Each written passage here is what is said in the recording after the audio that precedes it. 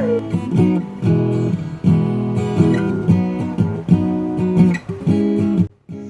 everyone.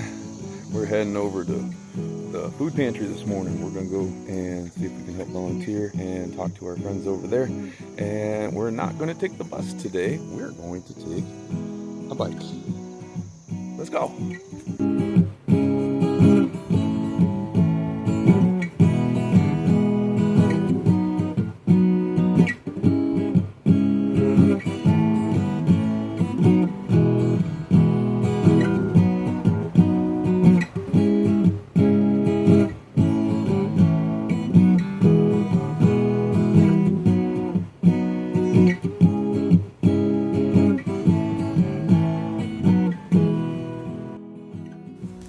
Hello, everyone. This is an interview. I am at the food pantry here in Brookfield, Missouri.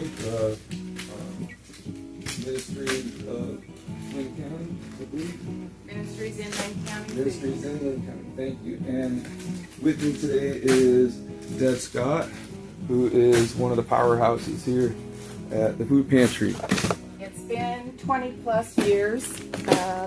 Mike White, and the lady that used to run this, was having issues carrying her child, and she had to be bedridden, so he asked me if I would step in. And it's history. I just stayed. So, and when we started out, we were probably doing maybe 250 at the most, not very many. They used to do it out of the church basement at Trinity, and then when Glenn died, he left money for this place to be built, and also a barn for the bus and the van. Well, it ended up they sold the bus and the van, so I got recently, within the last few years, got the entire building. So, and I used to get, I don't know, 2 semi-truckloads that were probably around 25,000 a piece. Now I'm lucky if I get 7 to 5,000. Yeah, so it's cut down quite a bit. But my numbers continue to rise. We're over 600 right now a month. I mean, I'm very fortunate that we have been able to.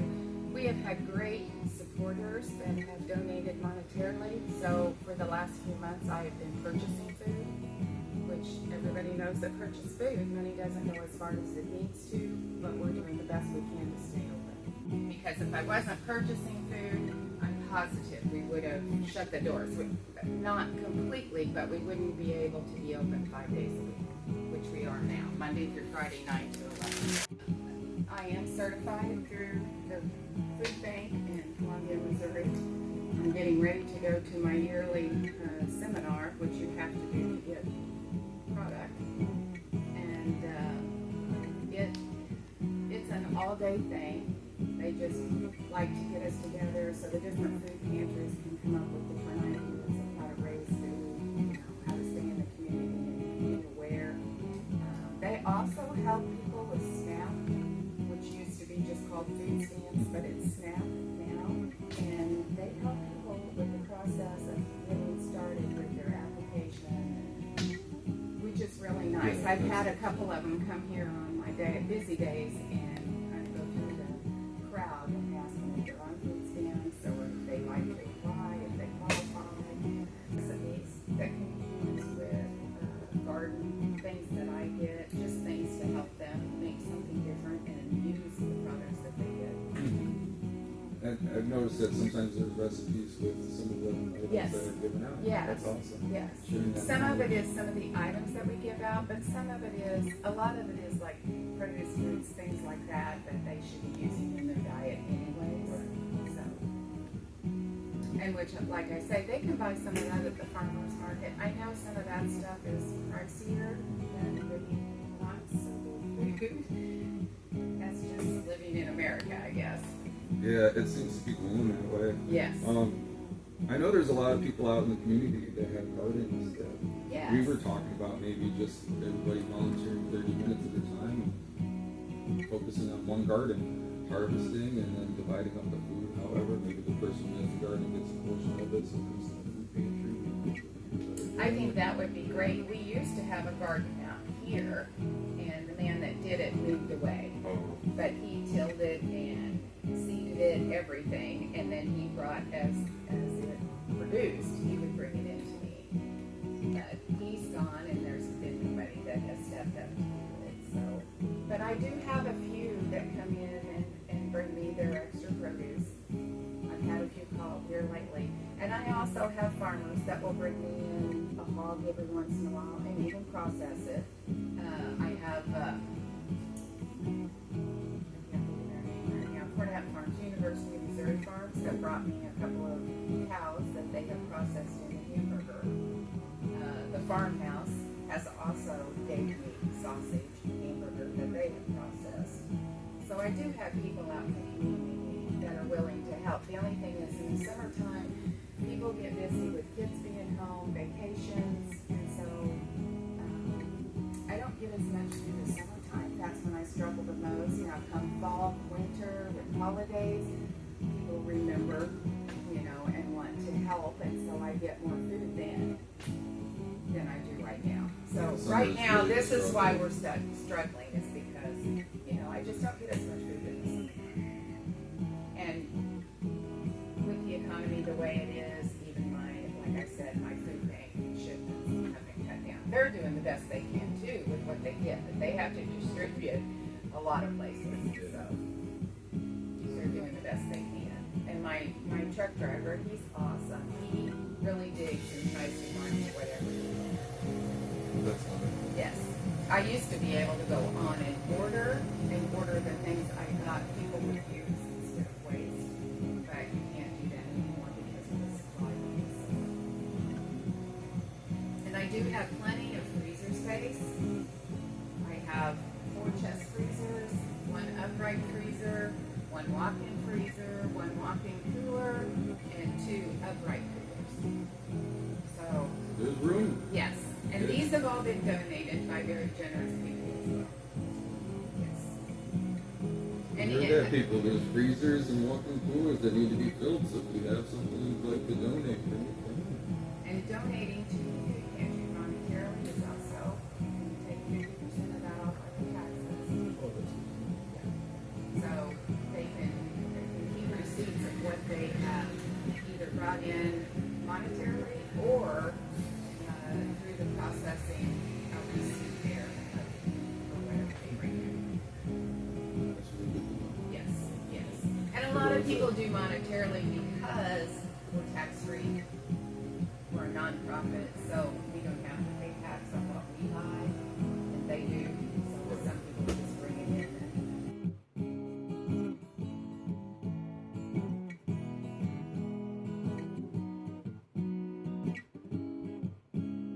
Right now, we're struggling. The biggest thing right now is canned goods.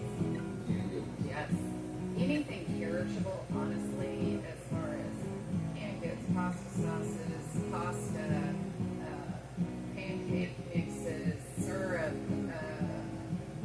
cereal. We have some cereal right now, but box dinners, things like that are, non-perishable, have a really generous shelf life on them. So, but most of what we get, we put out. I try and be very generous with what I give out so that it will last as long as it can.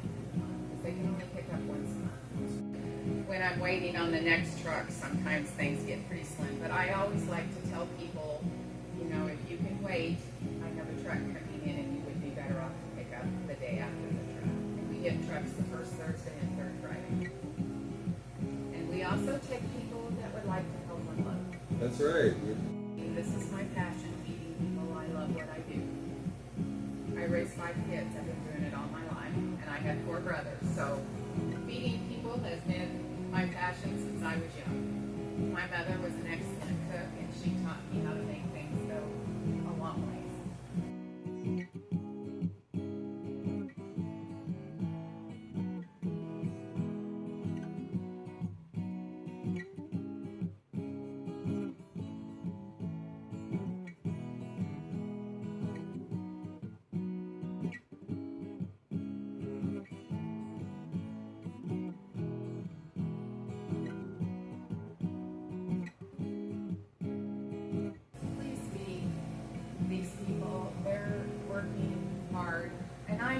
I've been told I enable some people. between them and the Lord is how I feel. It's not my place to judge people. So there's all different kinds of reasons why people need help. They might come in here in a nice car, but how do you know that they haven't had heart surgery or, been off work for a medical reason? And you still have bills, you still have to pay them. So sometimes helping with food gives them enough money to keep their head above water.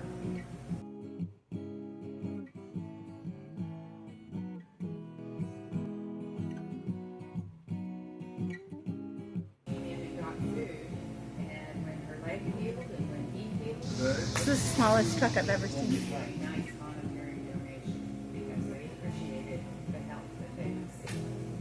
So it's not always that. And there are several people that, we used to have a lot of factories around here, and they're living on Social Security. They didn't have retirement plans other than their Social Security. Social Security right now is not a lot to live on.